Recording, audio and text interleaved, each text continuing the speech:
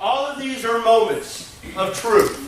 Do you starting to understand what a moment of truth is? Now, what we do, and again, like I say, there are thousands of moments of truth. When that steak comes and you said medium rare, and it comes out well done, what have they done? They failed. Every service encounter we go to now, and I hate to do this to you because some people actually obsess over this from this point on. Next time you go to a restaurant, before you even get there, say to yourself, self, what are my expectations for this experience I'm about to get? And then you walk in and you start measuring it.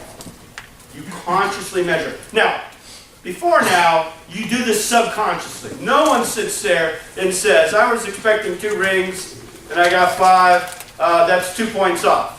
And my steak wasn't cooked properly, that's 4 points off. But subconsciously what we do at the end of the night is that we total everything up.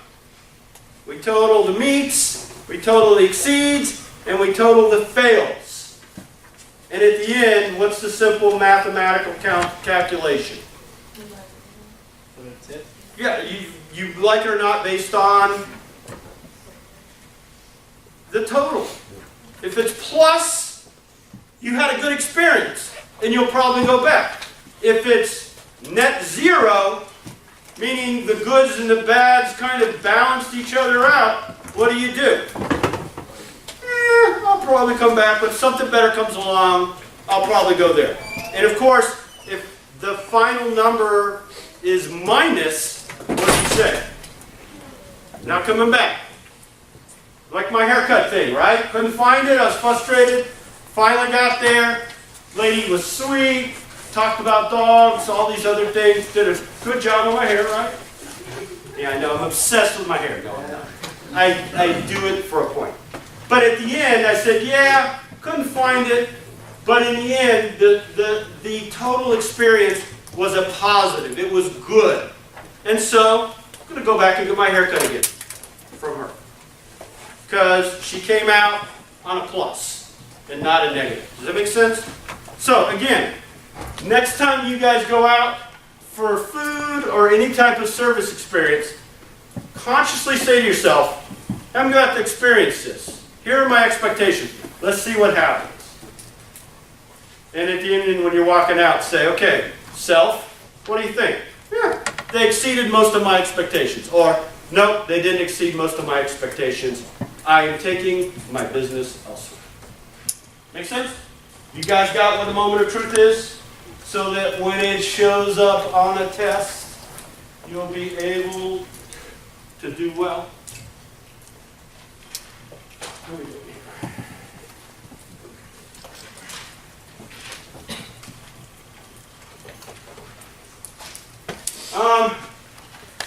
So how do we succeed? Because there are a lot of businesses that, let's just take restaurants for example.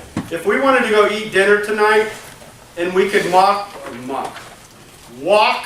within a 3-mile radius of here, how many choices do we have? A lot. Hundreds probably, right? This is all competition, folks. Everyone's competing for your dollar. So if you're on the other side of that formula, if you're the proprietor, the manager, the owner, how do you make sure you succeed in your endeavor? It all comes down to service. It used to be, in the time that dinosaurs walked the earth, I say that in jest, but small towns had one restaurant. And if you wanted to eat something and not cook at home, what was your choice? That one restaurant. The food could be terrible and the service could be terrible. But if you wanted to eat out, you only had one choice. That is not the case nowadays. We have an infinite, well, not truly, not literally infinite. We have a lot of choices of where to spend our money.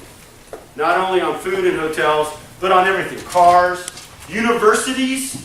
You guys made a conscious choice to be here at the University of South Carolina.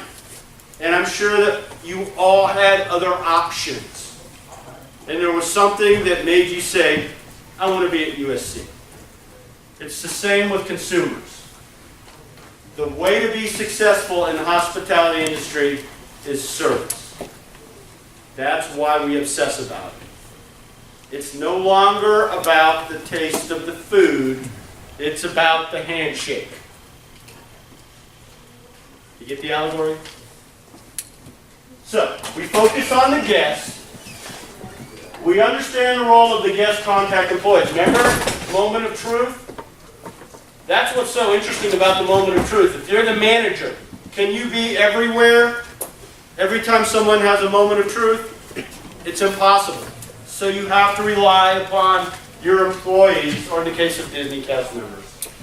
Weave a service culture in the education and training system. You have to have these type of talks with people that you hire.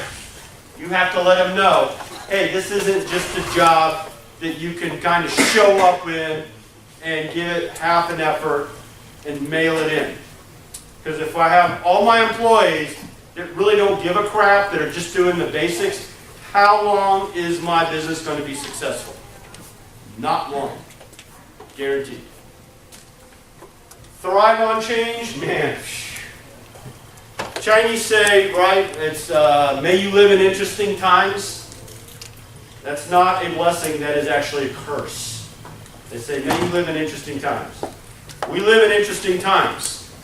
How fast are things changing right now? Incredibly fast. And I will tell you, I do research in lodging. And 5 years ago, I had never even heard of this term. And now it's pretty much all the research I do. Shared economy / Airbnb. If someone would have said Airbnb to me 5 years ago, I would have gone, huh? What? Now they're the largest proprietor of rooms in the world. Just in 5, the whole industry has turned on its ear in 5 years. The people at Marriott and Hilton are not looking at each other as the enemy now. They're saying, holy crap, Airbnb is the enemy. They're eating our lunch every day. How are we going to react to that? And here's something that's kind of cool for you guys and not for me. You know, 50 and 60, and I'm not 60, so don't put that in there. 50-year-old white men are not going to be the people sitting in the boardroom figuring out how to beat the competition. Why? Because we can't even fathom Airbnb.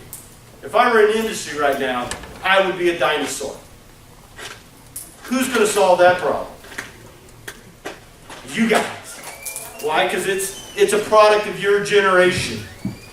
And so the answer to how you can compete on all this change is not coming from old white men, which is, if you typically look 50 years ago at who ran companies, that was it. It's you all. Right? You are the ones that are going to have to fight in this new shared economy. And so you're going to have to figure out how to compete. Make sure people don't eat your lunch. So, which is great because, quite frankly, change is hardwired into young people. Rigidity is hardwired into old people. Like me, I have my routine in the morning. I'm pretty rigid about it. I don't change very well. But when I was your age, I was, totally open to change. Does that make sense? So how do you do this? One word, empowerment. Okay? What's empowerment? Who can tell me what empowerment is? Anybody at work? Anybody come up to you and say, you're empowered? What? It means that like regular employees have the ability to make like a customer accommodated to the best of their ability. Absolutely. Where do you work? Oyster Bar, Columbia. Are you empowered? Yeah. They tell you you're empowered. Yeah. If a customer comes up to you and says, what do you do? So basically, like if someone says like, no, what's your job? oh, I shuck oysters. And You shuck oysters. Yeah. Someone says, you just gave me a bad oyster. Oh, this thing's rancid. I want 10 free oysters. I'll go into the bag and grab you a handful of them. You don't go ask the manager? No. I love it. That's empowerment. That's empowerment. That's a good story. Anybody else empowered? Where do you work? QT. Okay. Gas station. And how are you empowered? We're taught like go out of our way to make sure like customers happy no matter what. So if we were out of a job, I got a bad candy bar. grab another candy bar. Sure, like absolutely. One candy bar? I mean, if you want two candy bars, get two candy bars. I love it. Yes, ma'am. I worked at a summer camp in a private school. If a kid was hungry, we'd send them up to the front to grab a little bag of snack. I love it. That's service. Now, all my accounting people are going to go, oh my God, you're losing control. That's a discussion for another time. People don't want to hear no, especially if they're spending money with you. And probably summer camp, their parents are spending a lot of money. And the last thing a parent wants is to get a letter from a kid. Well, listen to me. This is how old I am, right? Send that letter. Do you even know what a letter is? Get an email or even a text from a kid saying, I'm starving, they're starving me here. No, parents want to hear, I'm having a great time, I was hungry, someone gave me a snack. That's how you survive in today's culture. It's the service, folks. It really is the service. Okay? And, you guys learned enough today?